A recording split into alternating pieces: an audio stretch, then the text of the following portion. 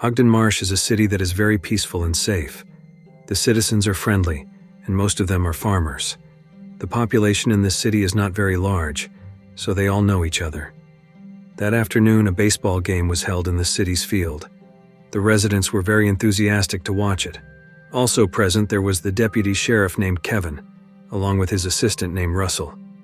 In the midst of the exciting game, a man suddenly appeared, staggering onto the field while carrying a shotgun. Kevin quickly approached him. He recognized the man, whose name was Rory. Kevin suspected that Rory was heavily intoxicated, which is why he was causing trouble. Kevin ordered Rory to put down his weapon.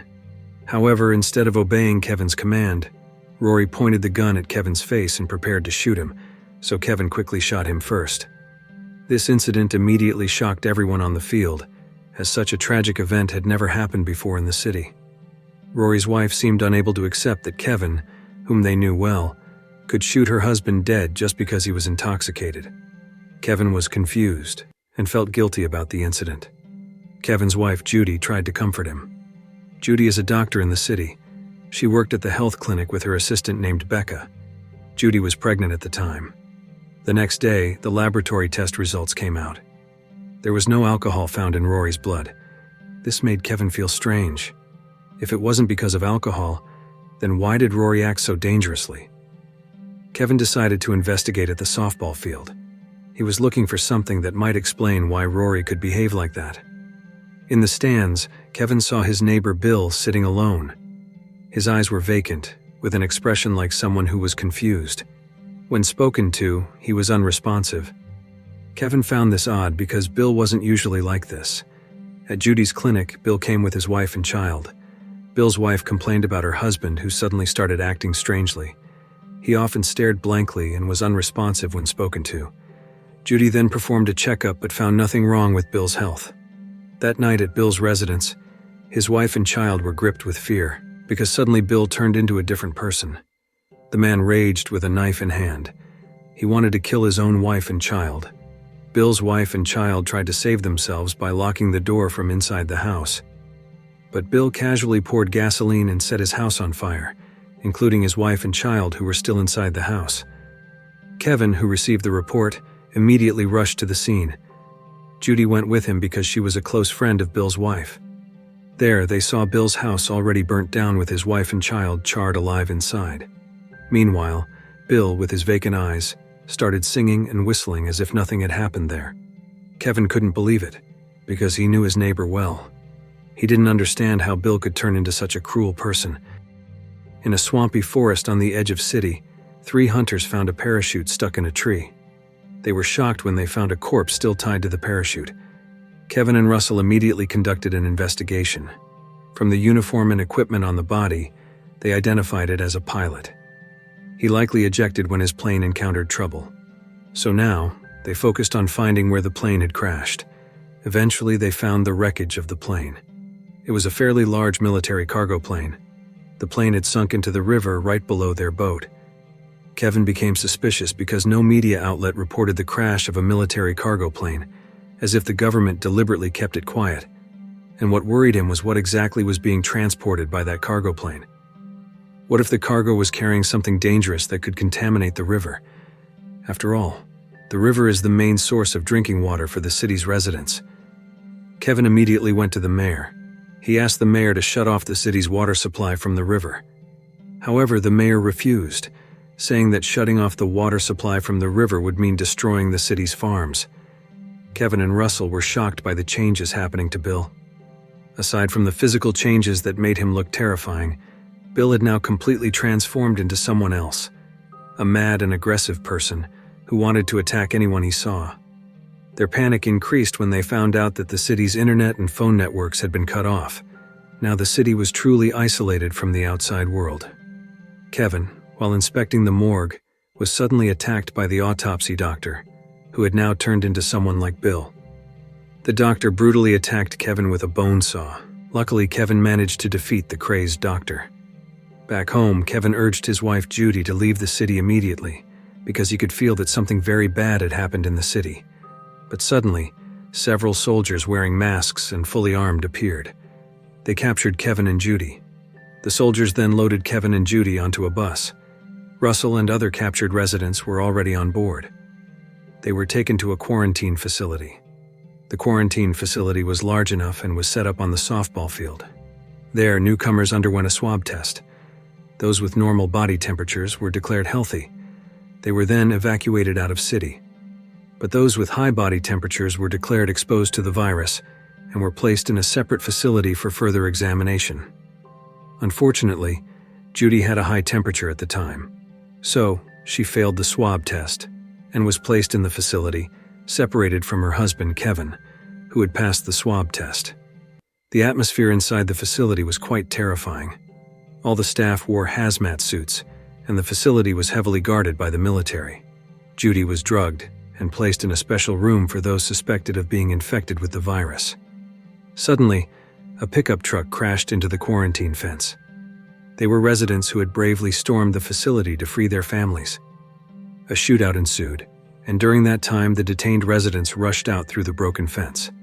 The situation became chaotic, with residents and soldiers fighting each other. The clash didn't just occur between residents and soldiers, but also among those infected with the craziness virus, who ferociously attacked anyone they encountered. Outnumbered, the military decided to abandon the place. Meanwhile, in the facility, Judy met Becca, who was also being held there. Then, things became more terrifying when suddenly a man with a pitchfork entered the room. Judging by his physical symptoms, it seemed that this man had already been infected with the craziness virus. The man cruelly stabbed each person in the room one by one. They couldn't do anything because their hands and feet were tightly bound, so they could only wait for their turn to be slaughtered. When the man was about to stab Judy, a gunshot from Kevin stopped him. They then freed Judy and Becca. The situation in the facility was utterly chaotic, with bodies scattered everywhere. The state of the city was no better.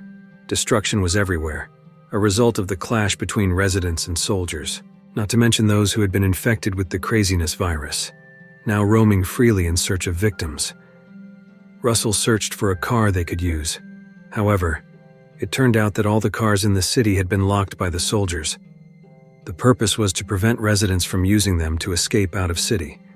Suddenly, they saw the 3 hunters they had met in the swamp earlier. The hunters seemed to be enjoying their hobby, but this time, their prey was not animals, but humans. The hunters shot anyone they encountered, regardless of whether they were ordinary citiespeople, people infected with the virus, or soldiers. They killed them all. Kevin realized that their situation was becoming more difficult. Now they had to face 3 groups: those infected with the craziness virus, soldiers, and the psychopathic hunters. Their current goal was to head to Kevin's house because Kevin had an old car in his garage that they could use to escape the city. On their way, they passed by Becca's boyfriend's house. There, soldiers were executing Becca's boyfriend and his mother. The soldiers then burned their bodies. As dawn approached, they finally reached Kevin's house. They quickly prepared everything they needed for the journey out of city, such as fixing the car, gathering clothes, food, and medicine. Before they left, Judy wanted to take a moment to look at the nursery. Unexpectedly, inside the room were 2 people infected with the craziness virus. A fight ensued. Kevin was overwhelmed by having to fight 2 crazy people at once. Fortunately, Russell saved him. However, Russell brutally executed the 2 infected individuals. At that moment, Russell began to change into a colder and more silent person. Noticing this change, Judy suspected that Russell was beginning to be infected by the craziness virus. Then they drove the old car toward the city's outskirts. Suddenly, a military helicopter appeared, intending to attack them. Kevin quickly hid the car in a building, a car wash. But unexpectedly, several people infected with the craziness virus were waiting inside. Once again, they had to fight with all their might to survive the brutal attacks. However, unfortunately for them, they were captured with a rope and hung until they died. Even worse, the military helicopter outside dropped a bomb that destroyed their car.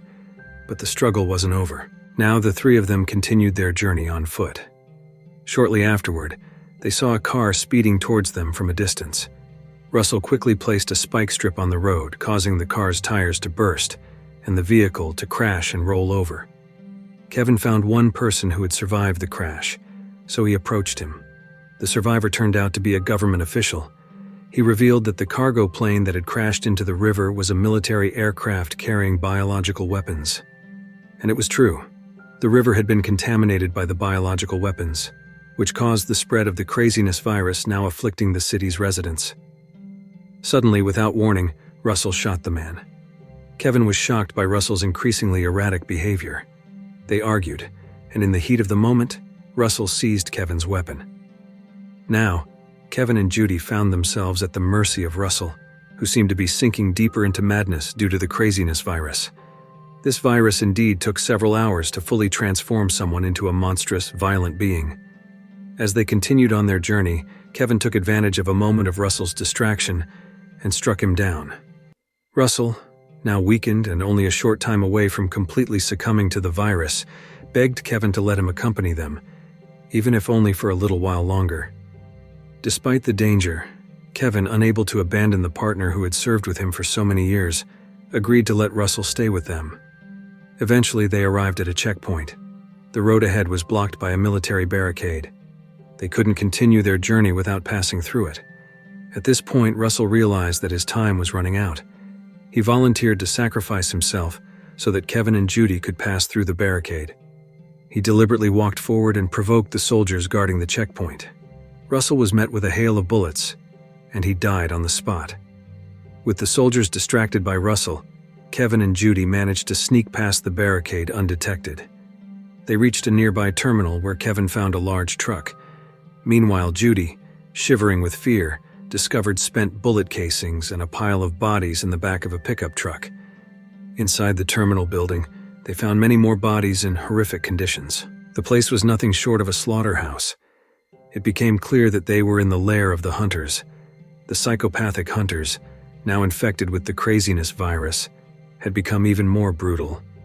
Kevin and Judy had to fight for their lives against the hunters, trying to avoid becoming their next victims. After a fierce battle, they finally managed to defeat the hunters. Next, they got into the large truck and drove away, heading out of the city. As they were about to reach the city's boundary, they heard a transmission over the radio instructing all military personnel in the city of Ogden Marsh to evacuate immediately, as the city was about to be destroyed. Soon after, a massive explosion obliterated the city. The blast wave from the explosion caused the truck Kevin and Judy were driving to flip over and crash. Fortunately, they both survived. It turned out that the government, having lost hope of finding a solution to stop the spread of the craziness virus, and wanting to cover up the crash of the cargo plane carrying the biological weapons, decided to take the drastic measure of dropping a nuclear bomb on the city of Ogden Marsh, wiping out all life within it. Kevin and Judy continued their journey, with a new city awaiting them ahead, and the movie ends. If you like this video, don't forget to subscribe, because by subscribing you have supported me to make better videos. See you in the next video.